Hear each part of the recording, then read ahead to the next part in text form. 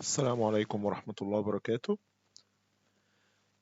أبنائي وبناتي الطلاب، برحب بحضراتكم. بنلتقي مع بعض دلوقتي إن شاء الله في المحاضرة بتاعتنا اللي بتاريخ 1 أبريل الأربعاء، وكذلك الخميس 2 أبريل 2020. بنستكمل فيها سلسلة المحاضرات بتاعتنا الخاصة بمادة الانترناشونال بانكس بعنوان Chapter 2 International Banking Evolution, Institutions and Main Operations. As we used to do, first we have to know what's the point we reached in studying this chapter. As we mentioned before, that this chapter contains many topics, and almost all of them we explained at the previous lectures. We already explained introduction, the history of increasing importance of international banks, the forms of international banking institutions, foreign exchange markets, and last lecture we already explained the operations in the foreign exchange market, and we explained the operations that aims to achieve profit, speculation, and arbitrage. And today we are going to explain a new topic, inshallah, and it's the last topic in this chapter. We are going to explain today hedging operations. But let's first shed the light again on what we have explained in the last lecture. We've mentioned last lecture that there are two aims of the operations in the foreign exchange market. There are two aims of the operations in the foreign exchange market. The first aim is achieving profit, and we are doing that through speculation and arbitrage operations. And the second aim is hedging, and we are doing that through forward and option contracts. As we mentioned before, and I have to remember you with that we have a definition for the exchange rate. Exchange rate is the price of 1 unit of foreign currency, the price of 1 unit of foreign currency valuated in terms of units of domestic currency. And we've mentioned also that we have three systems for exchange rate. We have the fixed exchange rate, which depends on the monetary authority who determine the exchange rate using the official reserves. And the second system is the free floating exchange rate system, which depends on determining the exchange rate by the demand and supply forces. And that's sure has no pressure on the official reserves of the central bank. And the third system is the mixed exchange rate system, or the managed exchange rate system. And in this system, we are leaving the exchange rate to be determined according to demand and supply forces, but within a specific limits. If the exchange rate exceeds these limits, in this case, the monetary authority uses the official reserves. We have to mention that, and we have to remember that, as I just said. Now let's remember what we have mentioned last lecture. What about the two operations that aims to achieve profit, speculation and arbitrage? In speculation, the speculator expects and forecasts the future movements in the exchange rate using technical or fundamental forecasting methods. We've mentioned that in technical forecasting methods, the speculator looks at the historical movement, the past historical movement of the exchange rate, and tries to find a specific pattern that helps him to predict and forecast the future movement of the exchange rate. So, in technical forecasting methods, we are using the past historical data, movement of exchange rate, to predict the future movements in the exchange rate. We are trying to find a patterns of the movements of the exchange rate in the past so we can expect its movement in the future. And the other type of forecasting methods is the fundamental methods. And in fundamental forecasting methods, we are relying on using different economic and political variables, which when it changes, it affects the exchange rate. A lot of economic and political variables affect the exchange rate. For example, the inflation rate, the position of the balance of payment, the political stability, interest rates, the black market or the unofficial exchange market, and the size of it and the volume of its operations, the availability of the information, government debt, and other economic variables. When these variables changes, it affects the exchange rate. So in speculation, the speculator uses technical or fundamental forecasting methods to forecast and expect the future movements in the exchange rate. While in arbitrage, the currency trader tries to get the benefit from having a temporary exchange rate differences across different markets at a certain time. We can have a conclusion here that in speculation we are depending on the changes in the exchange rate in time, but in arbitrage we are achieving this profit, this benefit from the temporary exchange rate differences across different markets at a certain time. At the same time, we are looking at two different exchange markets. And we have to mention also that in speculation, there is no guarantee that the profit predicted by the speculator will be matched 100% as forecasted or even to be achieved. Why is that? Because as we mentioned minutes ago, we have many economic variables that affect the exchange rate. And these factors may not be in the speculator control. In other words, in the short term, and sometimes these variables had a sudden unexpected effects.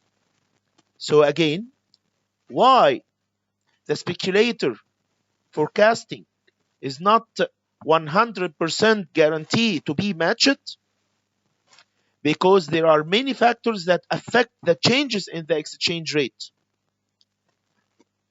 So the speculator cannot control all these variables.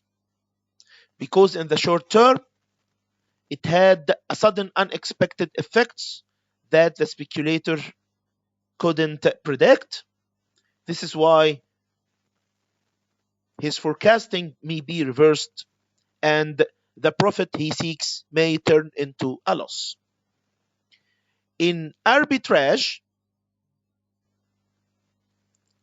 In arbitrage, the profit is guaranteed through buying the currency from the cheap market and selling it in the expensive market. Arbitrage activity is referred to as being a self-eliminating process. The interaction between the supply and demand forces simultaneously in the different markets would eliminate the exchange rate differences and will soon disappear. Now let's start with the new topic. We are going now to explain hedging. If we had to describe hedging in the least amount of words possible, then we might assign them to two words: risk mitigation, or avoiding risk, or decreasing the risk. Yes, this is the first aim and the only aim of hedging: to be protected against the exchange rate fluctuations. To be protected against the exchange rate fluctuations, especially when the monetary system in the country adapts a free floating exchange rate system, which means the exchange rate is left to be determined according to demand and supply forces. So we may have a very extreme fluctuations sometimes for the exchange rate. And according to that, because of that, international commercial banks started to provide different tools and instruments that would enable its clients and customers to be protected against the, the exchange rate fluctuations, to be protected against these extreme fluctuations sometimes. It's the hedging tools or derivatives. So hedging doesn't aim specifically at achieving profit. The aim of hedging is not to achieve profit. Rather, it aims at providing a protection against the exchange rate fluctuations. It's needed specifically when planning to make financial payments in the future date. For example, if there is an importer who is going to import any goods from any country, and these imports is going to arrive, for example, 13th of April 2020, and the payment must be done at that time. In this case, let's assume that the exchange rate recently, today, is 15 Egyptian pound 0.75 per dollar. 15.75 Egyptian pound per dollar today. And the importer is afraid that at 13th of April, when he has to pay the imports, you have to pay the imports bill, that the exchange rate may increase, or having a higher rate than he can afford. For example, he is afraid that the exchange rate will reach 16 and a half or 17 Egyptian pound per dollar. What's the situation here? What's the importer can do? The importer can protect himself from these fluctuations he is afraid of happening in the exchange rate through hedging. So again, hedging is very important when we are planning to make financial payments in the future date. Among the hedging tools offered by international banks, we have forward contracts and option contracts. Forward contracts and option contracts will be explained separately. Forward contracts. What's the meaning of forward contracts? In case of the forward contracts, there will be a contract signed between the customer and the commercial bank. A contract will be signed between the customer and the commercial bank. Let's assume, for example, to make the example more easy, that this customer is an importer and he is going to import any goods and he is going to do a future financial payment. He is going to do a future financial payment. So this contract specifies an exchange rate that will be agreed to be utilized in the future. The importer and the bank is going to agree on a specific exchange rate to be utilized in the future currency conversion operation between two specified currencies. For example, let's assume that the importer we spoke about seconds ago is going to agree with the bank that on 13th of April 2020, the exchange rate that will be used in the currency conversion is 16 Egyptian pound per dollar. 16 Egyptian pound per dollar.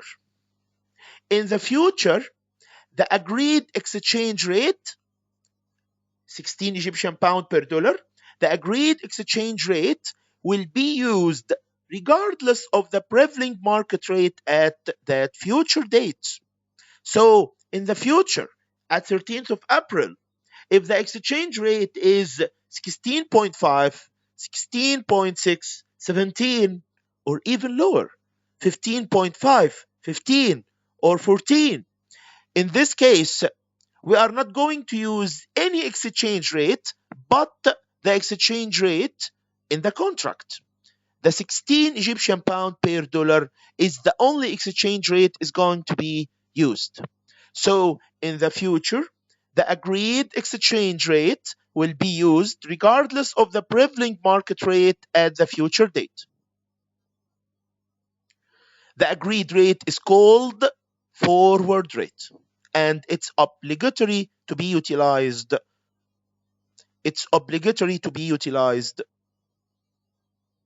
For example, another example, if the spot rate in the future date is higher than the forward rate, if the future date, the spot rate in the future date is higher than the forward rate, we've mentioned before that the forward rate is 16 Egyptian pound per dollar, and the spot rate in the future rate is 17, for example.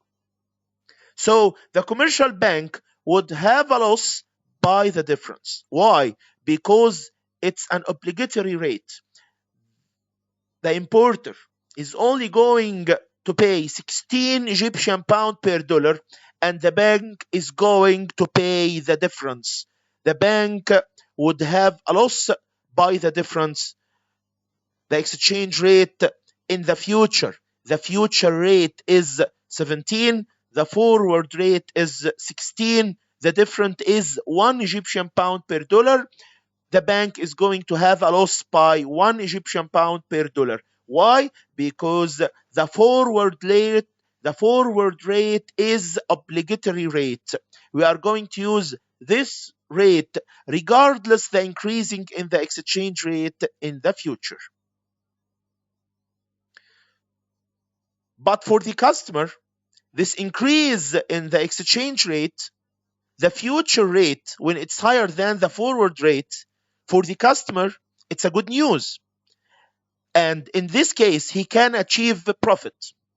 And we are speaking about the profit here is decreasing the cost he should pay. Decreasing the cost he should pay. If he didn't have a forward contract, between him and the bank, in this case, he would pay 17 Egyptian pound per dollar. But he is having a hedging. He is protecting himself from the fluctuation in the exchange rate. He uses the obligatory rate, the forward rate, which is 16 Egyptian pound per dollar. So he protects himself from this increasing. It's a profit for him because he decreases the cost he should pay. In terms of cost saving, despite the fact that he was initially not aiming at a profit, he was aiming at just hedging. This is what I have just explained for you. He is he wasn't aiming at a profit. He was aiming at just hedging. But when he didn't pay the extra rate for the dollar, when he only pays 16 Egyptian pound per dollar, not 17, because he had a forward contract, this is why we can consider he achieved a profit.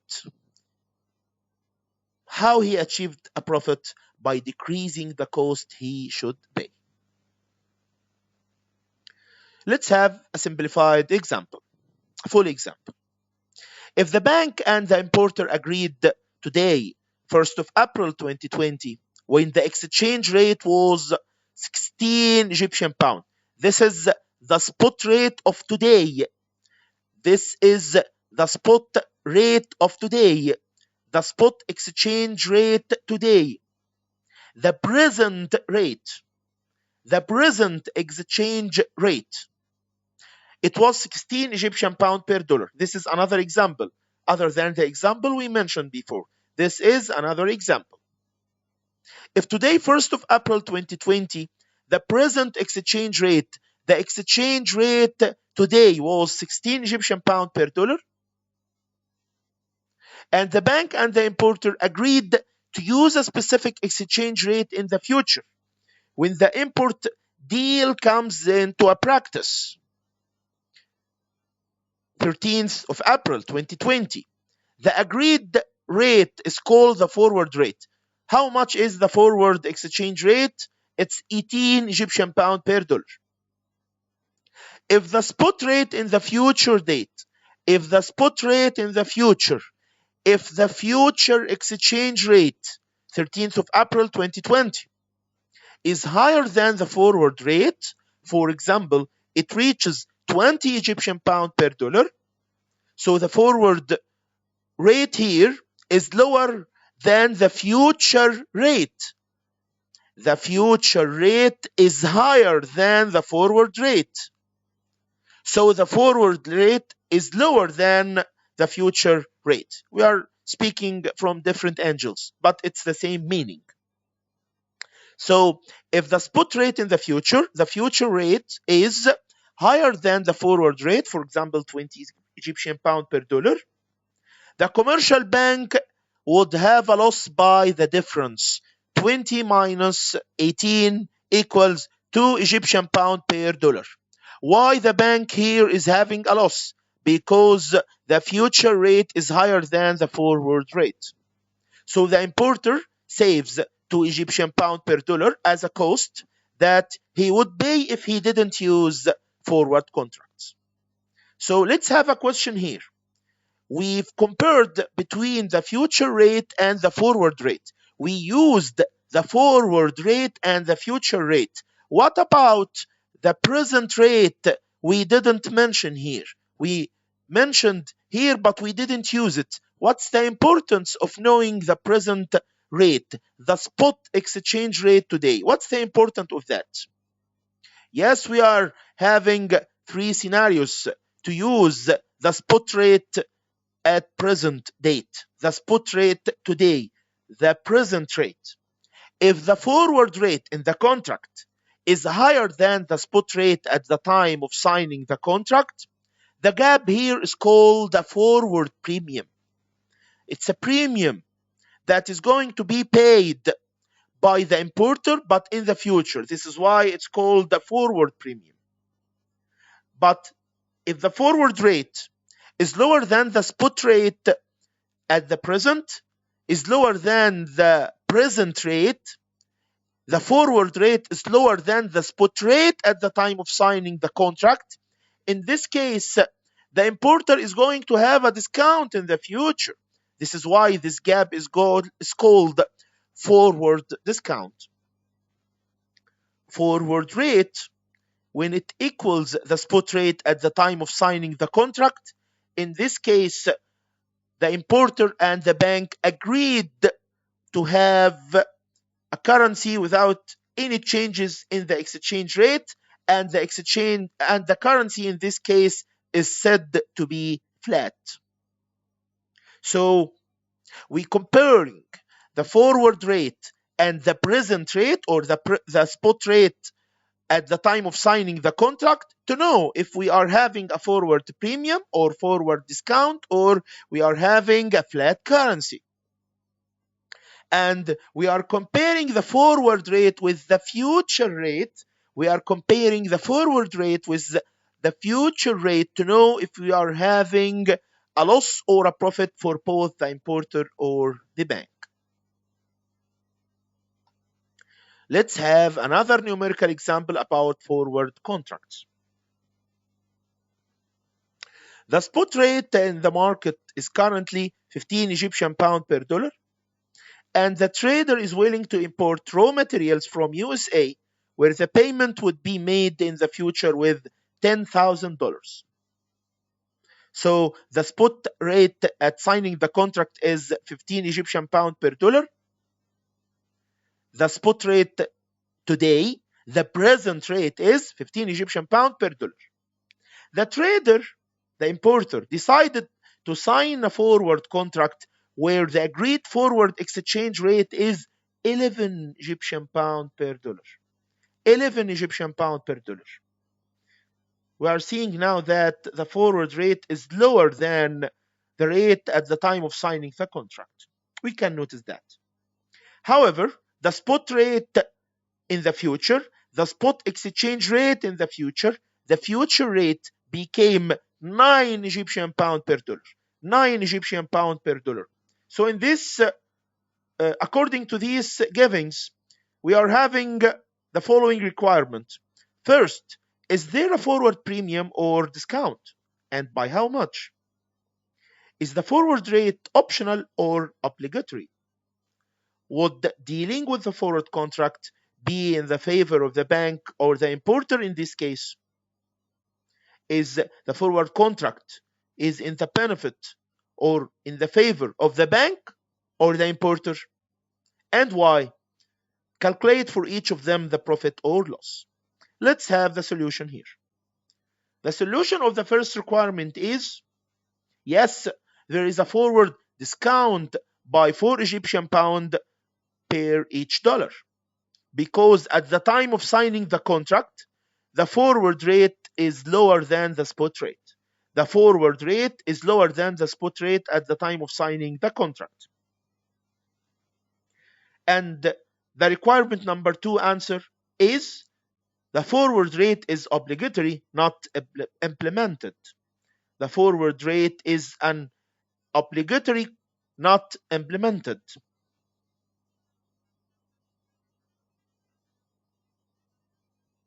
Sorry, I mean the forward rate is an obligatory, not optional. Sorry, I said it wrong. The forward rate is an obligatory to be implemented, not optional. The requirement number 3 solution. Let's calculate the profit or the loss for each. The transaction would be in favor of the bank. The transaction would be in favor of the bank. Why? Because the spot rate in the future rate when the currency is going to be converted, is lower than the forward rate, the rate in the contract. So the future rate is lower than the forward rate. Accordingly, the bank is receiving a higher price.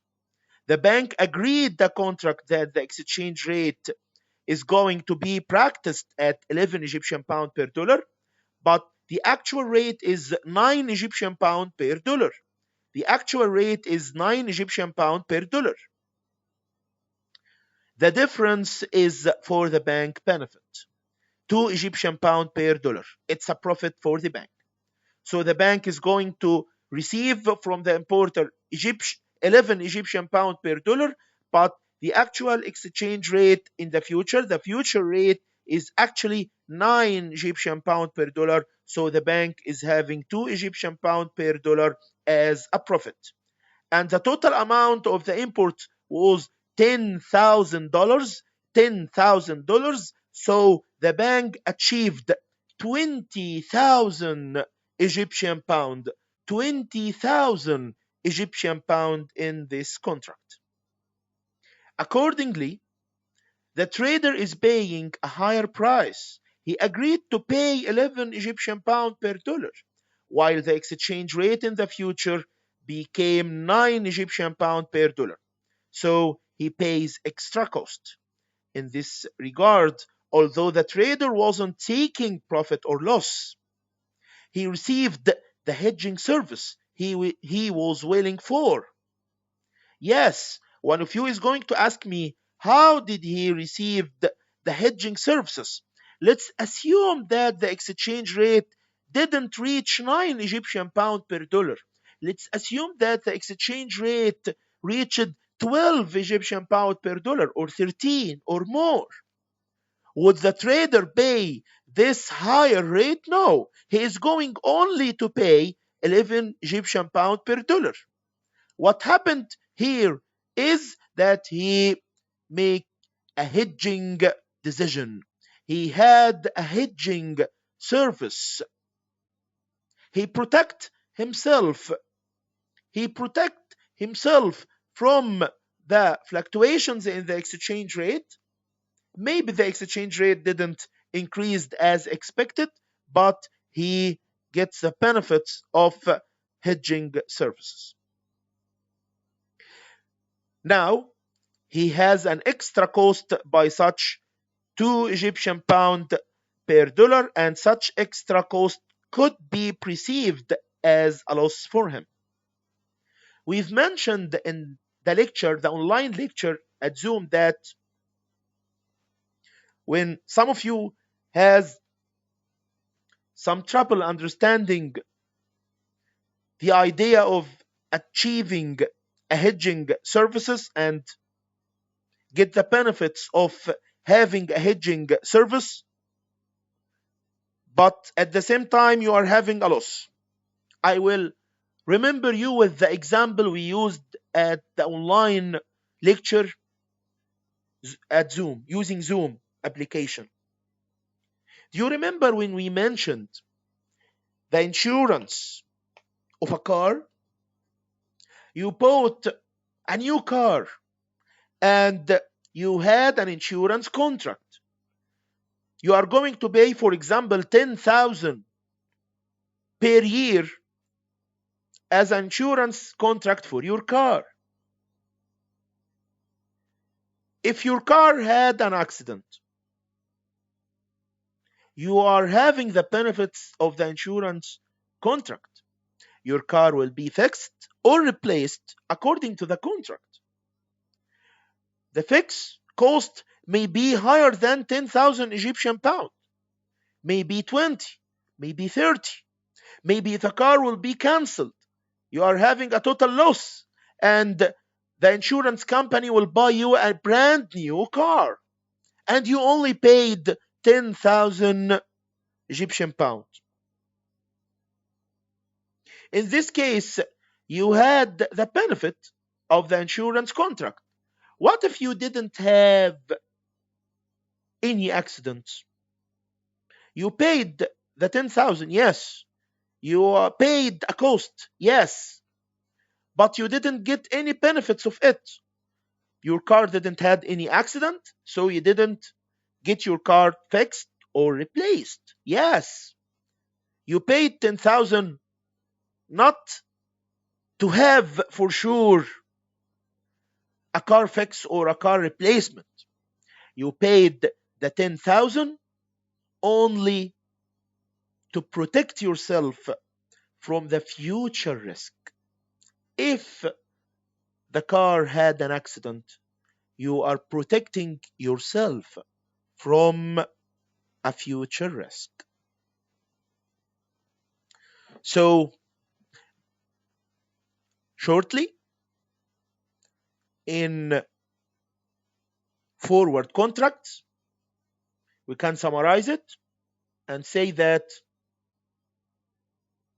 the forward contract is obligatory. to be implemented. The forward contract had an exchange rate, and this is the only exchange rate will going to be used regardless the future rate. By comparing the forward rate and the present rate, the spot rate at the time of signing the contract, we are seeing if we having a forward discount or a forward premium or a flat currency. Let's now speak about the option contracts. What's the meaning of the option contracts? The option contract would involve having a contract being signed between the commercial bank and the customer, upon which an exchange rate is specified in the contract also, but named as option rate. Okay? But the party here, one of the parties in the contract, is having the right to use such rate in the future currency conversion or not. There is a specific party. He is going to have the right to use the option rate in the future currency conversion or not. If we reuses the previous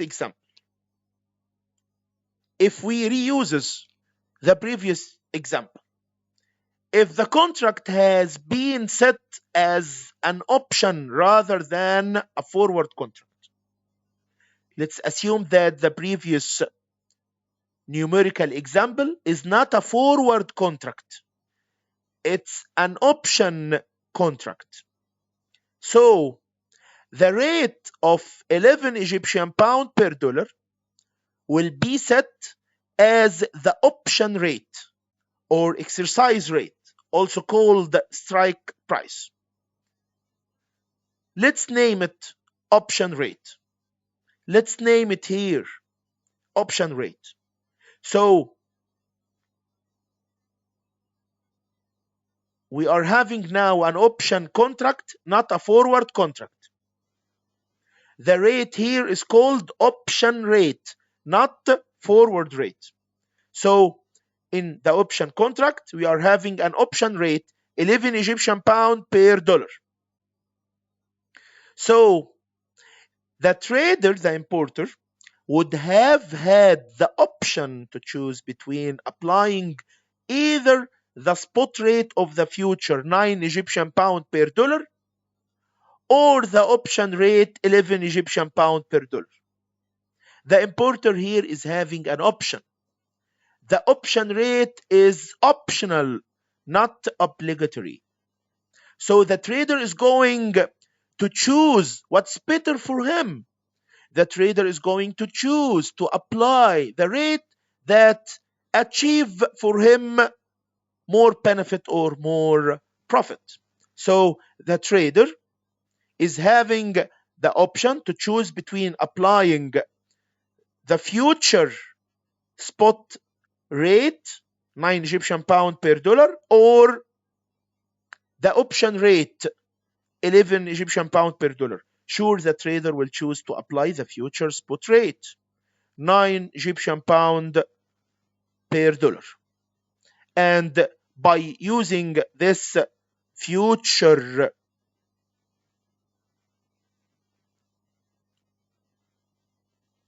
spot rate, by using the future spot rate, not using the option rate, he used the future spot rate, the future rate that won't makes him pay an extra cost.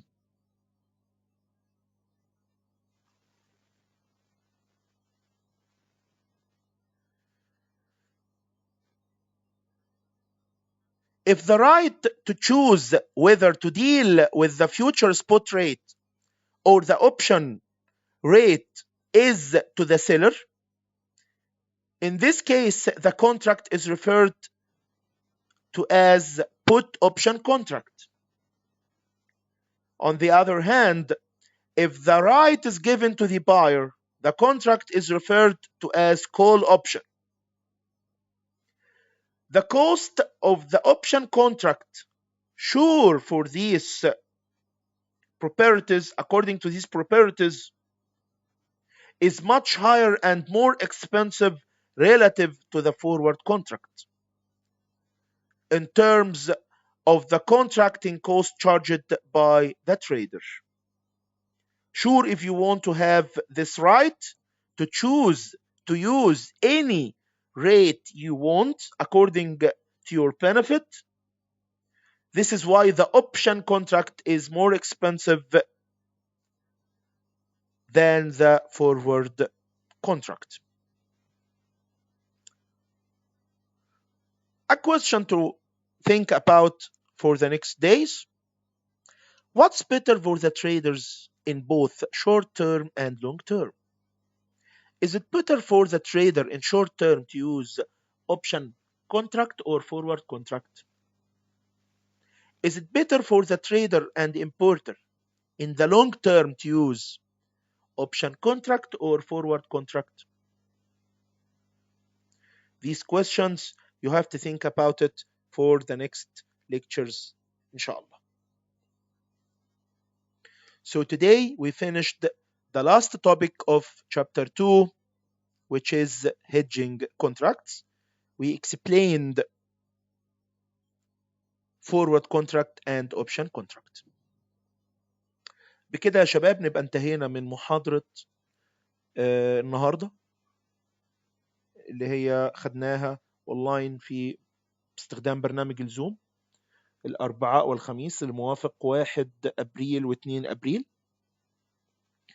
احنا زي ما اتفقنا بنشرح في المحاضرة اونلاين، بنقعد المحاضرة كاملة بتاعتنا وبنشرح كل شيء بالتفصيل مرة واثنين وثلاثة، وحضراتكم بتسألوا لما بيبقى في حاجة انتم مش عارفينها بجاوب على حضراتكم على طول في ساعتها، وبنطلع فاهمين المحاضرة الحمد لله. و بنعمل المحاضرة لتسجيل الفيديو دوت لحضراتكم كمرجع إضافي يبقى مع حضراتكم للدراسة والمذاكرة بعد كده.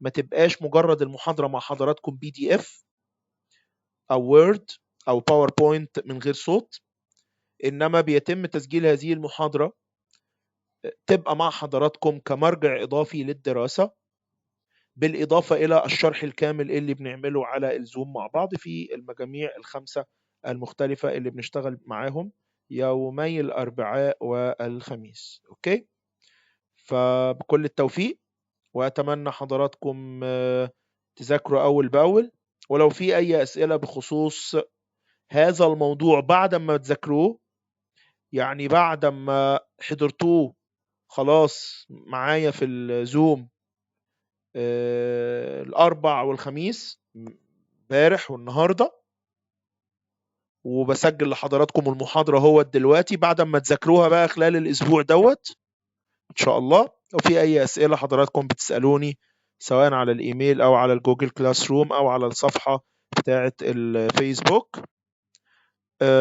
وأتمنى لحضراتكم خالص التوفيق والنجاح إن شاء الله. نشوفكم على خير، ونلتقي الأسبوع اللي جاي إن شاء الله، الأربع 8 أبريل والخميس 9 أبريل، عشان نشرح موضوع جديد، شابتر جديد، شابتر 3، أحد أهم الموضوعات اللي هنتكلم فيها في المنهج بتاعنا بشأن إدارة الأصول والخصوم Asset Liability Management. نشوفكم على خير في رعاية الله، مع ألف سلامة.